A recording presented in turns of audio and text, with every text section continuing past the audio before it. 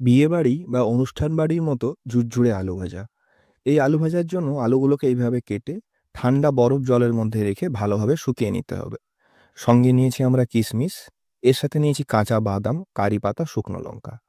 একটা কড়াইতে কিছুটা পরিমাণ সর্ষের তেল দিয়ে প্রথমে আমরা বাদামটাকে ভেজে নেব। বাদামটা ভাজা হয়ে গেলে এর মধ্যেই আমরা কারি পাতা, শুকনো লঙ্কা দিয়ে কিশমিশগুলোকেও খুব ভালোভাবে ভেজে নেব।